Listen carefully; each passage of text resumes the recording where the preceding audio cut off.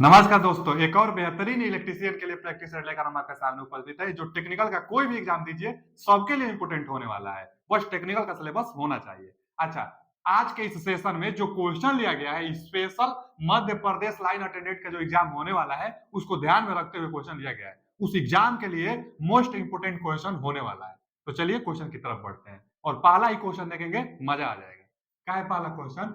कि विद्युत से उत्पन्न आग बुझाने के लिए निम्न में से कौन सा अग्निशामक यंत्र प्रयोग किया जाता है? अग्निशामक यंत्र के बारे में पूछा है कई बार। एक्सटिंग्विशर इंग्लिश में नाम दे देता है, इंग्लिश को हिंदी में लिख कर देता है एक्सटिंग्विशर। उसको हिंदी में हम लोग कहते हैं अग्निशामक यंत्र। तो अग्निशामक यंत्र से क्वेश्चन एक निश्चित रूप से बनने वाला है, क्योंकि आईटीआई में पहला अध्याय ही इसी के बारे में है। तो क्या है, अग्निशामक यंत्र आईटीआई में चार प्रकार से पढ़ाई जाती है। एक तो पढ़ाई जाती है क्लास ए टाइप अग्निशामक यंत्र, उसके बाद क्लास बी टाइप, उसके बाद क्लास सी टाइप, एक और होता है क्लास डी टाइप। होता तो एक और है ई, लेकिन आईटीआई में ना डी टाइप तक पढ़ाई जाती है। अच्छा, इससे क्वेश्चन क्या बनता है कि क्लास ए टाइप इंसुलेटर किस चीज को बुझाने के लिए प्रयोग किया जाता है? तो जो क्लास ए टाइप होता है, ये किसके लिए होता है? जो क्लास ए टाइप होता है किसके लिए होता है बच्चा? तो लकड़ी, जो लकड़ी होता है ना, क्लास ए टाइप जो अग्निशामक यंत्र होता है, एक्सटिंग्विशर जो होता है, लकड़ी, लकड़ी अथवा पेपर ऊपर जो होता है ना, उसको बुझाने के लिए। सबसे बेसिक जो हम अग्निशामक यंत्र पढ़ा रहे, तो सबसे पहला क्लास ए, तो सबसे पहला चीज बुझाएंगे सिंपल लकड़ी उकड़ी को। तो लकड़ी पेपर ऊपर बुझाने के लिए क्लास ए टाइप का हम लोग एक्सटिंग्विशर का प्रयोग करेंगे। और इसमें क्या होता है, इस अग्निशामक यंत्र के अंदर भरा क्या होता है? तो पानी उनी भरा रहता है। तो यहाँ हम लिख देते हैं, चलिए इधर थोड़ा सा कर लेते हैं, और पानी। वैसे भी आप सब घर पर भी ये काम करते हैं। लकड़ी में आग लग जाती है तो क्या करते हैं? पानी से उसको बुझाते हैं। तो पानी टाइप देखिए, पहला ऑप्शन दिया है ना कि पानी अग्निशामक। तो पानी अग्निशामक यंत्र से यह क्लास ए टाइप के अंतर्गत आता है और लकड़ियों को बुझाने में काम करता है। यहाँ पूछा है आपसे बिजली के लिए, तो और चलिए जाना जाए। क्लास बी टाइप अग्निशामक यंत्र में क्या होता है बच्चा? तो इसमें आयली चीज को, जैसे पेट्रोल वोट्रोल इसी में आ जाता है। पेट्रोल एक तेल होता है ना, आयल होता है ना, तो आयल में आग लग जाने से क्लास बी टाइप अग्निशामक यंत्र का हम लोग प्रयोग करते हैं। अच्छा, आयल पेट्रोल चलिए हम लिख देते हैं, क्योंकि पेट्रोल के लिए कई बार पूछ लेता है। पेट्रोल और प्लास्टिक, प्लास्टिक, प्लास्टिक। अच्छा जी, तो इसमें क्या भरा रहता है, इसके अंदर क्या होता है?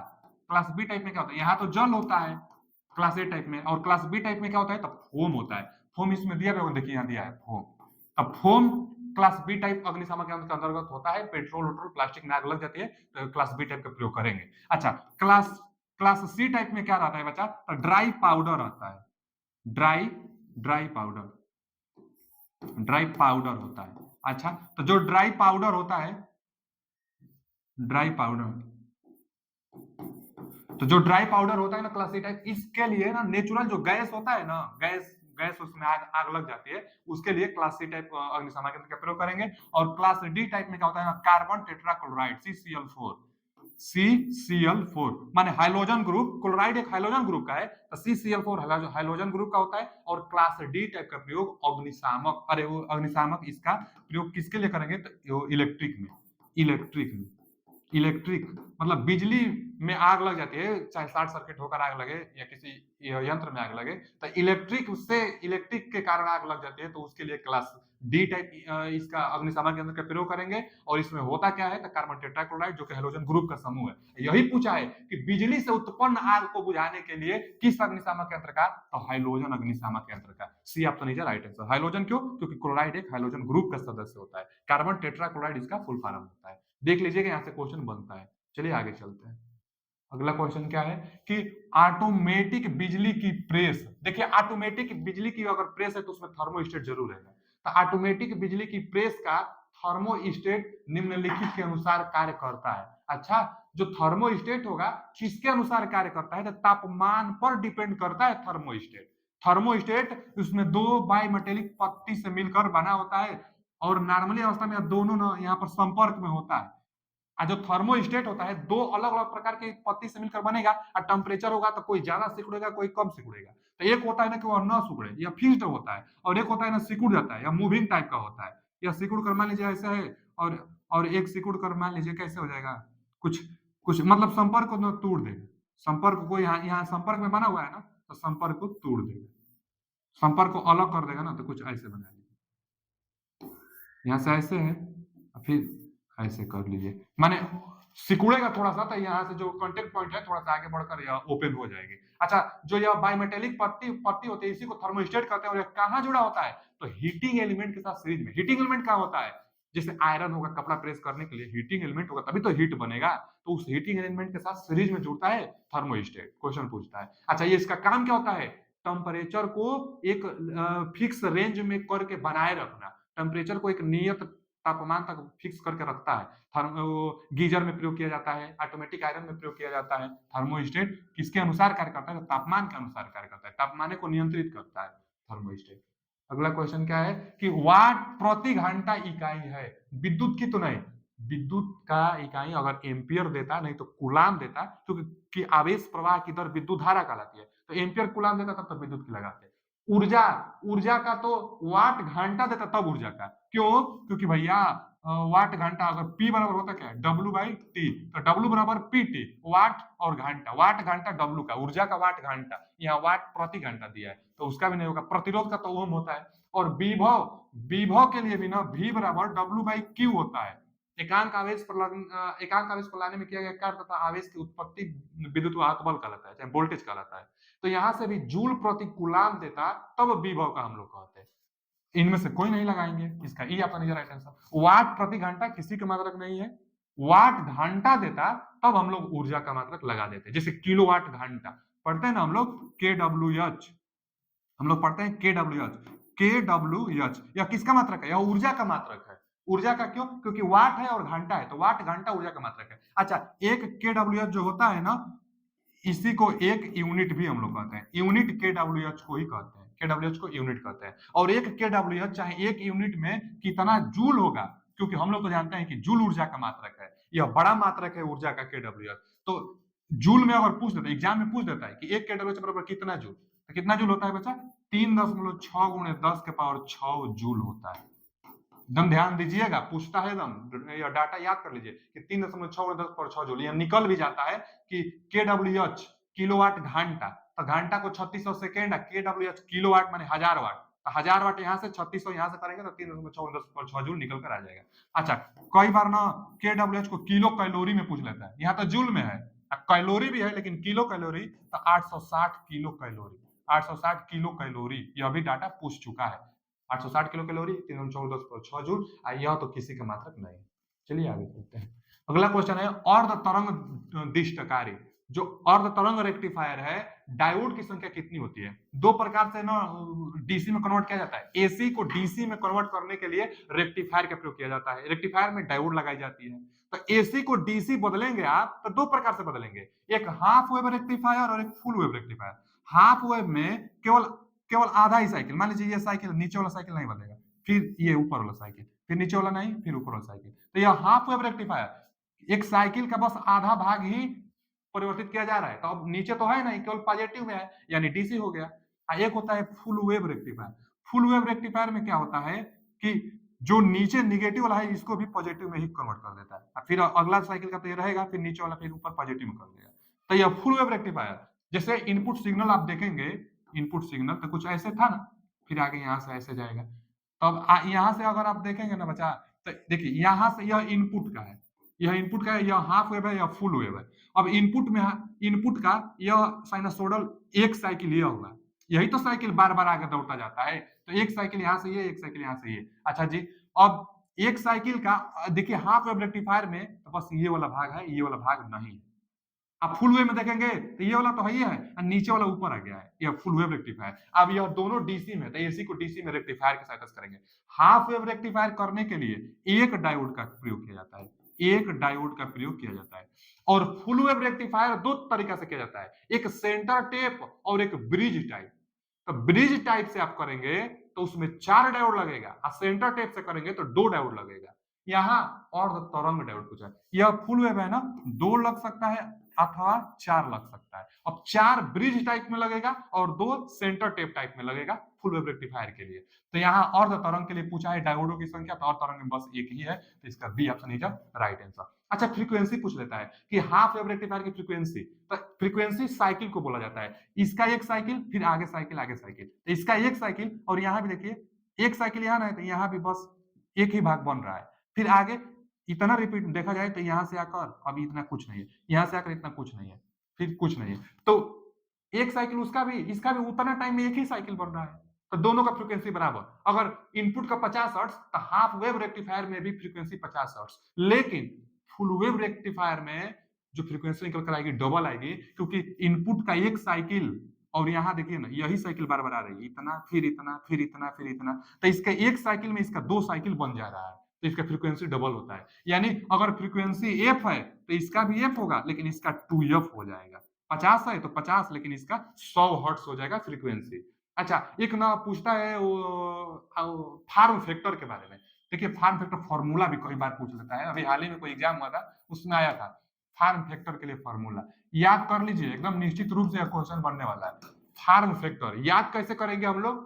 देखिए फार्म फैक्टर में आरएमएस मान जानते हैं ना, आरएमएस मान तो यही ऊपर रख दीजिए, आरएमएस वैल्यू, आरएमएस वैल्यू बटा में एवरेज वैल्यू, बटा में एवरेज वैल्यू। यह क्वेश्चन पूछ लेता है आरएमएस मान बटा में एवरेज वैल्यू किसको प्रदर्शित करता है? तो फार्म फैक्टर को प्रदर्शित करता है। अच्छा, तो फार्म फैक्टर कितना होता है? इसके लिए जो फार्म फैक्टर होगा निकल कर आएगा 1.11। यह साइनसोइडल वेव है, तो साइनसोइडल वेव के लिए form factor 1.11। Half wave rectifier के लिए फार्म फैक्टर 1.57 और फुल वेव रेक्टिफायर के लिए 1.11। तो 1.11, 1.57 और 1.11 होता है फार्म फैक्टर। फार्म फैक्टर का फॉर्मूला इंपोर्टेंट होता है। यहाँ से डायोड की संख्या पूछा था, तो बी ऑप्शन है राइट आंसर। अगला क्वेश्चन क्या है? आर्मेचर में बाइंडिंग रिक्त स्थान से जुड़ी होती है। जो आर्मेचर होता है, आर्मेचर पर हम लोग कनेक्शन करते हैं, कौन से? दो तरीके से कनेक्शन किया जाता है। एक आर्मेचर पर लैप बाइंडिंग किया जाता है और एक आर्मेचर पर वेव बाइंडिंग किया जाता है। अच्छा, एक तो लैप बाइंडिंग और एक तो वेव बाइंडिंग। अब जो लैप बाइंडिंग होती है इसको हम लोग पैरेलल कनेक्शन कहते हैं। पैरेलल कनेक्शन, लैप बाइंडिंग को पैरेलल कनेक्शन, पैरेलल कनेक्शन। अच्छा, वेव बाइंडिंग को सीरीज, वेव बाइंडिंग को सीरीज कनेक्शन कहते हैं। यही दो बाइंडिंग होती है, यानी आर्मेचर पर तो दोनों बाइंडिंग होगी, सीरीज और पैरेलल, सीरीज और parallel. C option is right answer. Question lap और वेव से बहुत बार पूछता है कि जो लैप बाइंडिंग होती है इसमें पैरेलल पाथों की संख्या पोलों की संख्या के बराबर हो जाती है। जितना पोल होगा उतना पैरेलल पाथ बनेगा, और जितना पैरेलल पाथ बनेगा उतना करंट का मान बढ़ेगा। यानी करंट बढ़ाने के लिए लैप बाइंडिंग का प्रयोग, यानी high current, high current, high current होता है एंड लो वोल्टेज होता है, लो वोल्टेज होता है। High current and low voltage होता है किसमें? लैप वाले में। अच्छा जी, लो वोल्टेज। अब सीरीज में अगर देखा जाएगा, सीरीज वे बाइंडिंग होता है, सीरीज में वोल्टेज का मान बढ़ता है, या तो पैरेलल में करंट का मान बढ़ेगा, सीरीज में वोल्टेज का मान बढ़ेगा। अब वैसे भी इसमें देखेंगे तो ए बराबर 2 फिक्स होता है। अगर मल्टीपल फैक्टर भी रहेगा तो 2m सिंपल, सिंपलेक्स के लिए, डुप्लेक्स के लिए, ट्रिपलेक्स के लिए। सिंपलेक्स के लिए m का मान 1 रखा जाता है, डुप्लेक्स के लिए 2 रख दिया जाता है, ट्रिपलेक्स के लिए m का मान 3 रख दिया जाता है। तो सिंपलेक्स के लिए ज्यादातर क्वेश्चन भी देता है, तो सिंपलेक्स के लिए m का मान 1 रख देंगे तो a बराबर 2, यानी पैरेलल पाथ सिर्फ 2 ही रहेगा, चाहे पोल कितना भी रहे, पोल जितना भी रहे कोई दिक्कत नहीं। पैरेलल पाथ की संख्या 2 होता है। अब पैरेलल पाथ की संख्या 2, तो करंट अब कैसे बढ़ेगा? करंट तो लगभग में मान लीजिए लो ही हुआ, वोल्टेज का मान बढ़ता जाएगा सीरीज में कनेक्शन है तो यह हाई वोल्टेज के लिए होता है। High voltage, high voltage and low current, and low current, high voltage and low current के लिए होता है। High voltage and low current के लिए वेव बाइंडिंग, और high current and low voltage के लिए लैप बाइंडिंग, और high voltage and low current के लिए वेव बाइंडिंग का प्रयोग किया जाता है। यहाँ से श्रेणी क्रम और समांतर क्रम दोनों होगा आर्मेचर बाइंडिंग के लिए। अगला क्वेश्चन है कि डीसी मोटर का स्टार्टर निम्नलिखित में से कौन सा नहीं है? स्टार्टर से भी क्वेश्चन एक बनता है, और स्टार्टर निम्नलिखित में से कौन सा नहीं है? तो डीसी के लिए 2 पॉइंट स्टार्टर होता है जो कि सीरीज मोटर के लिए प्रयोग करते हैं, बताए हैं, क्वेश्चन पूछता है। फिर 4 पॉइंट स्टार्टर भी पूछता है। 4 पॉइंट स्टार्टर कंपाउंड मोटर और शंट मोटर दोनों के लिए प्रयोग कर सकते हैं, जनरली कंपाउंड मोटर के लिए होता है, यह भी क्वेश्चन पूछता है। और 3 पॉइंट स्टार्टर किसके लिए होता है? तो 3 पॉइंट स्टार्टर शंट मोटर के लिए होता है। अच्छा, स्टार्टर का प्रयोग क्यों किया जाता है? स्टार्टिंग में आर्मेचर करंट ज्यादा होता है, उसको कम करने के लिए स्टार्टर का प्रयोग करते हैं। तो 3 पॉइंट स्टार्टर शंट मोटर के लिए करते हैं। क्वेश्चन यह भी पूछा था कि शंट मोटर में जो फील्ड बाइंडिंग होगी वह किसके साथ जुड़ी होती है? तो नो बोल्ट कॉइल के साथ यहाँ पर जुड़ी होती है स्टार्टर के अंतर्गत।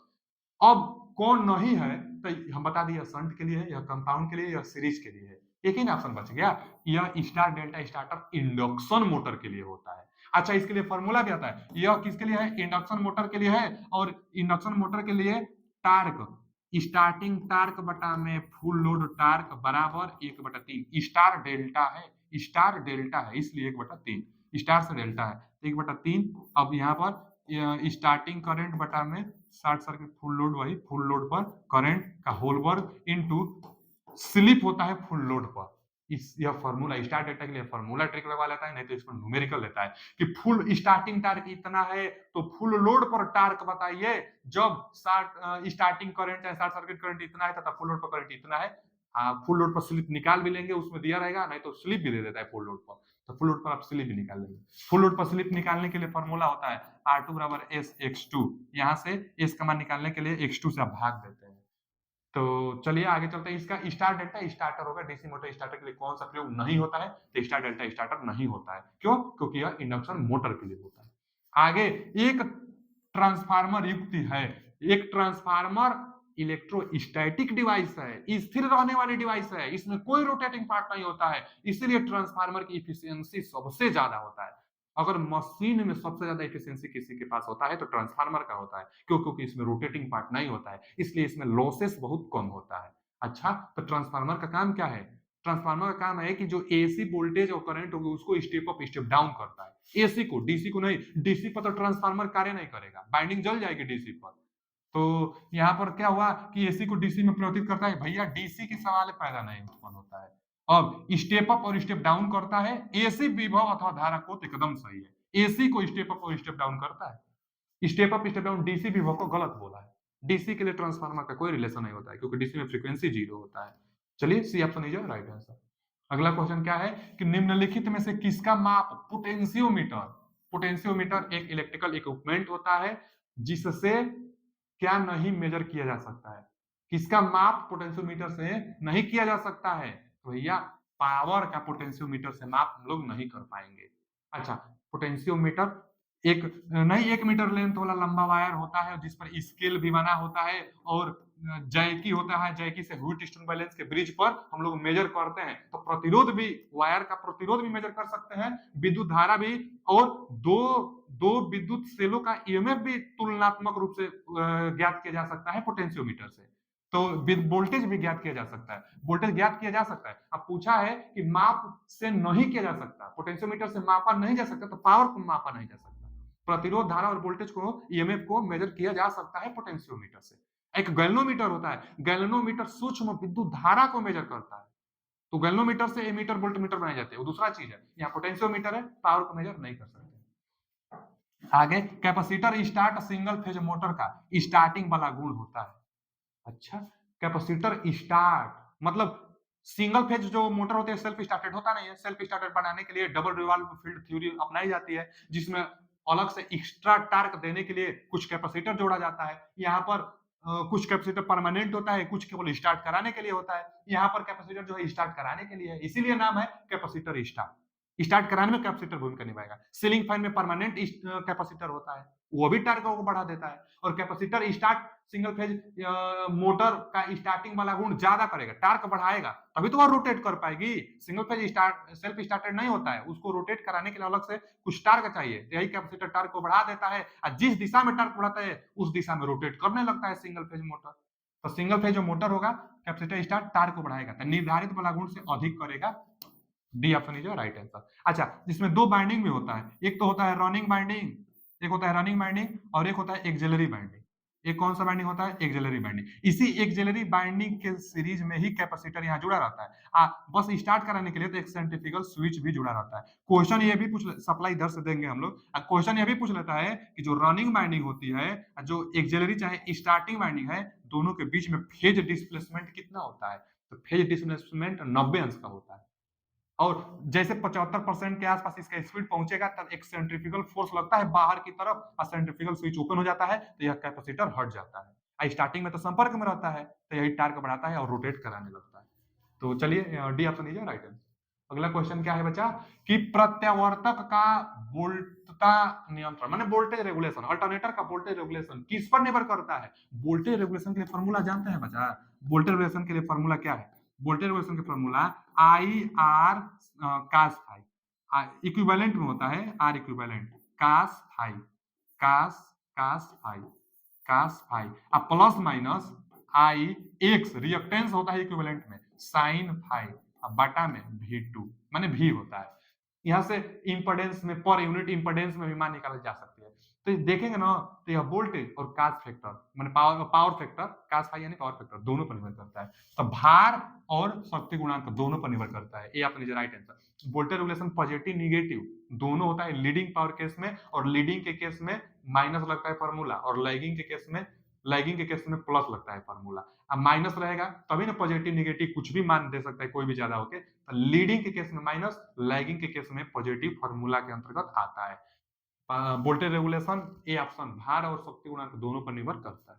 आगे समकालिक संधारित्र सिंक्रोनस कंडेंसर रिक्त स्थान होता है। जो सिंक्रोनस मोटर होता है पावर फैक्टर सुधारता है, आप जानते होंगे।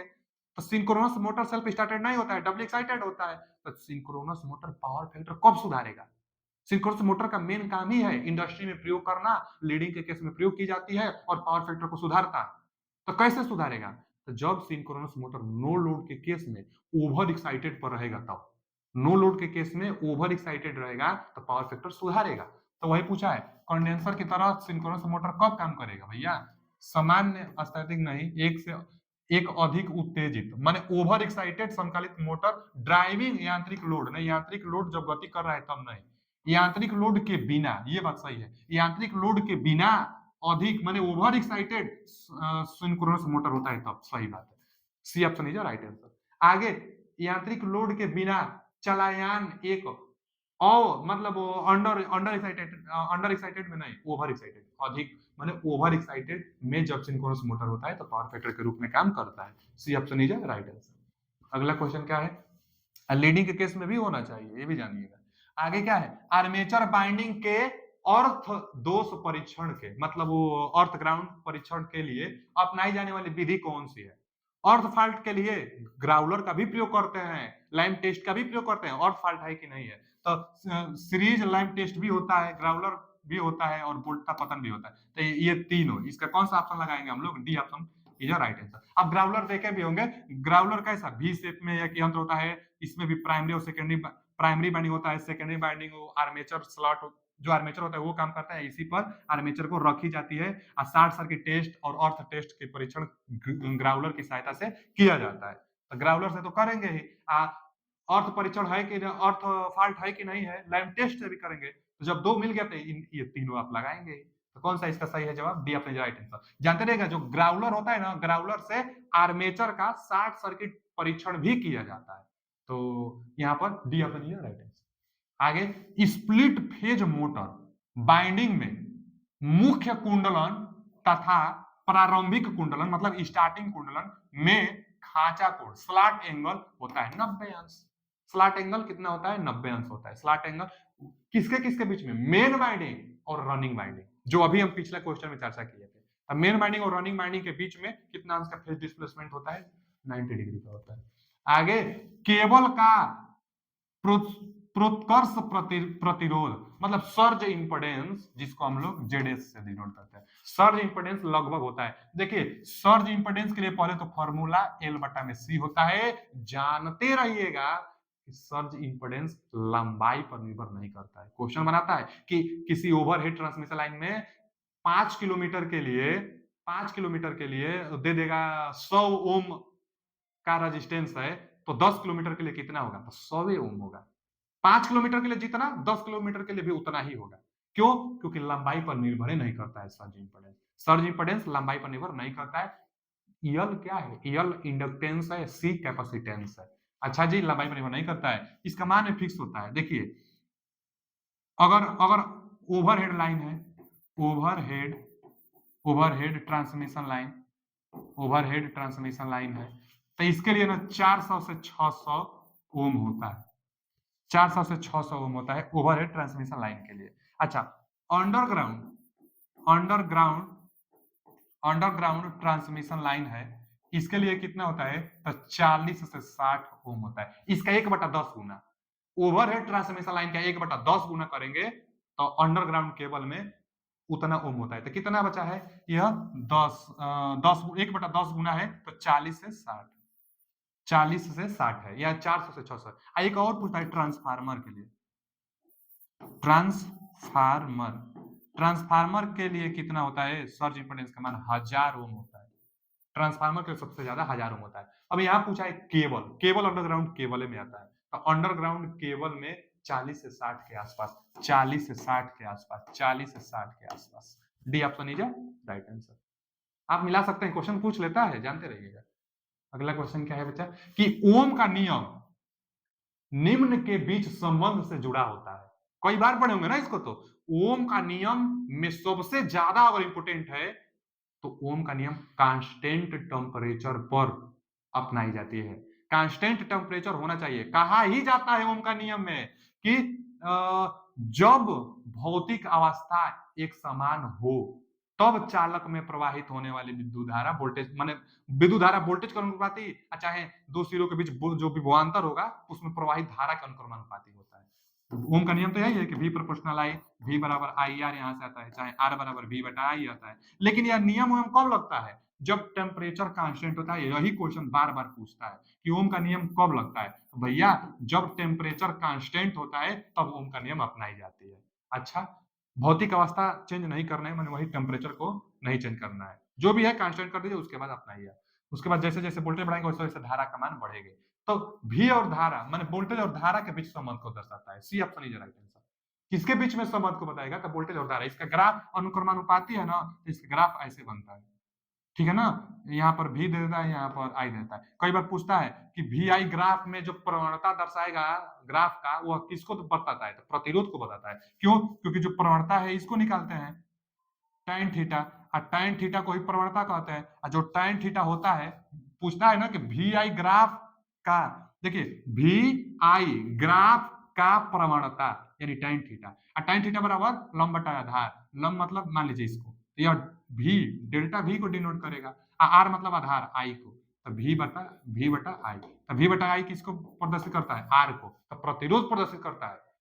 VI ग्राफ की प्रवणता, VI ग्राफ की प्रवणता रेजिस्टेंस को प्रदर्शित करता है। तो क्वेश्चन पूछ लेता है। चलिए, धारा और वोल्टेज के अनुपाती होता है। अगला क्वेश्चन क्या है कि बैटरी की धारिता के मापन की यूनिट है, मतलब क्षमता, रेटिंग। बैटरी की रेटिंग एम्पियर आवर में दी जाती है। बैटरी की रेटिंग एम्पियर आवर में, एएच में। आप देखे होंगे कि जो बैटरी होती है ना 120 एएच, 150 एएच, एएच में आता है, एम्पियर आवर में आता है। कई बार तो क्वेश्चन भी यहां से बनता है। ये फॉर्मूला जानेंगे तो बना लेंगे। इफिशियंसी दिया रहेगा, एम्पियर बोलेगा कि 12 एम्पियर करंट कितना घंटा तक चल सकता है। 12 एम्पियर कितना घंटा तक? 12 से इफिशियंसी में भाग दीजिएगा, घंटा निकल कर आ जाएगा। तो जो बैटरी की रेटिंग होगी एएच में दिया जाता है, एम्पियर आवर में दिया जाता है। एम्पियर आवर में। A option is right answer. Question numerical आता है, एकदम छोटा सा न्यूमेरिकल आता है।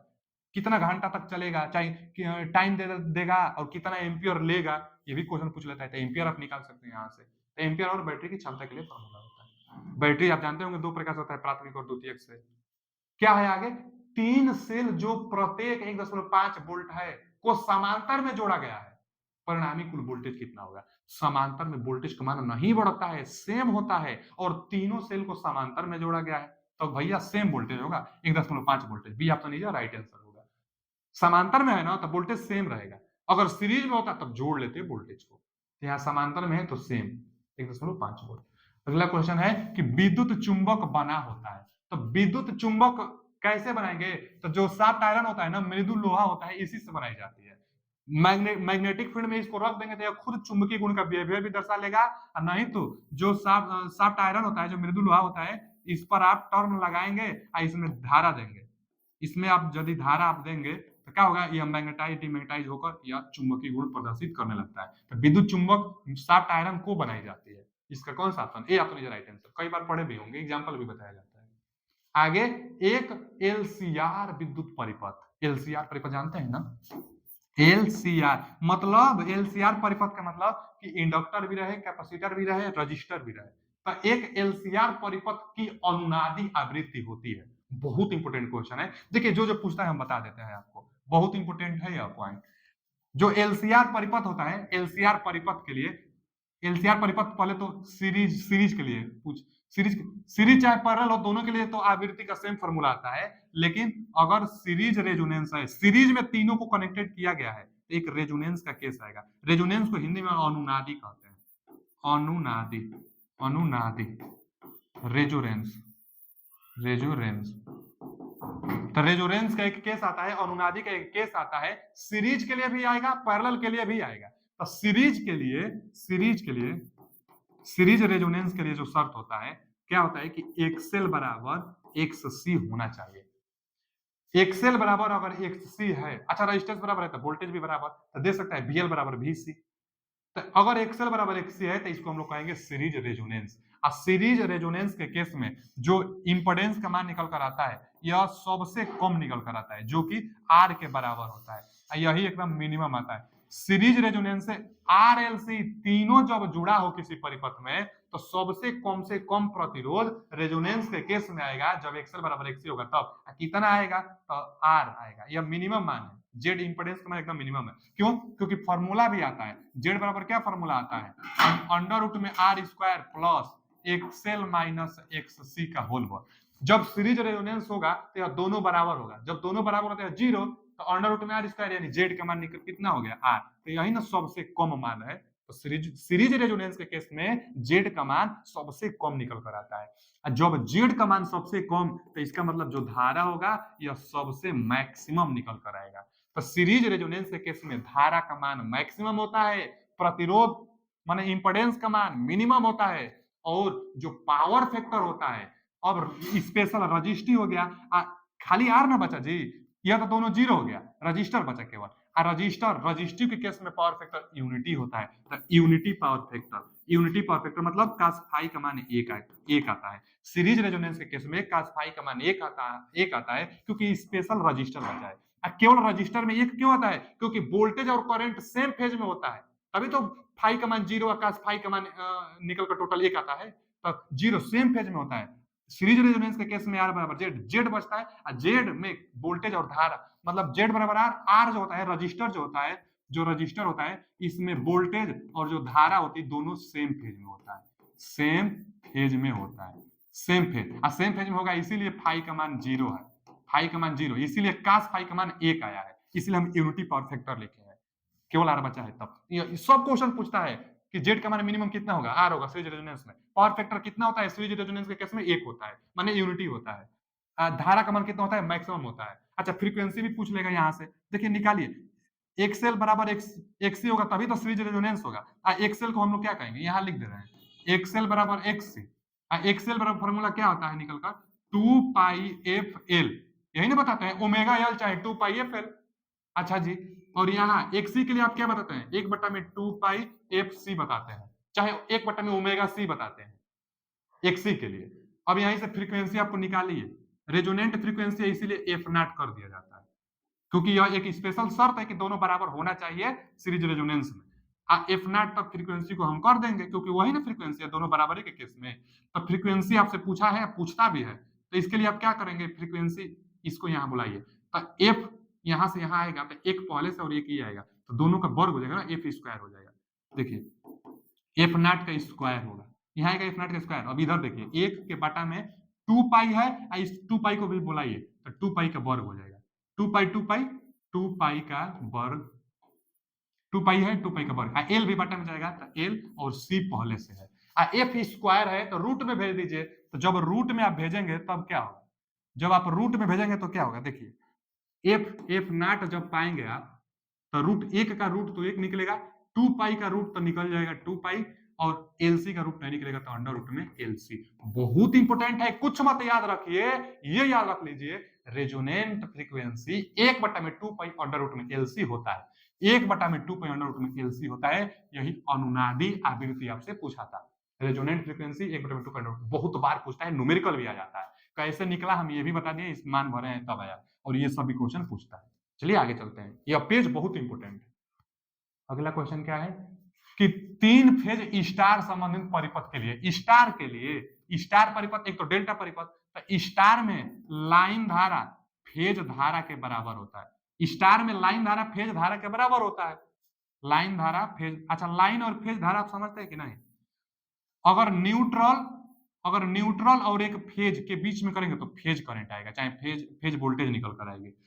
अगर लाइन से लाइन के बीच में, एक यहाँ से एक यहाँ से आ रहा है, तो लाइन से लाइन में तो लाइन, न्यूट्रल अगर मेजर कर रहे हैं तो उसको फेज कहेंगे। अगर न्यूट्रल से किसी भी फेज और न्यूट्रल के बीच में संपर्क निकालेंगे तो फेज निकल कर आती है। अगर लाइन से लाइन निकालेंगे तो लाइन करंट या लाइन वोल्टेज कहलाता है। तो लाइन करंट और फेज करंट दोनों बराबर होता है स्टार में। अच्छा, वोल्टेज को तब क्या होता है?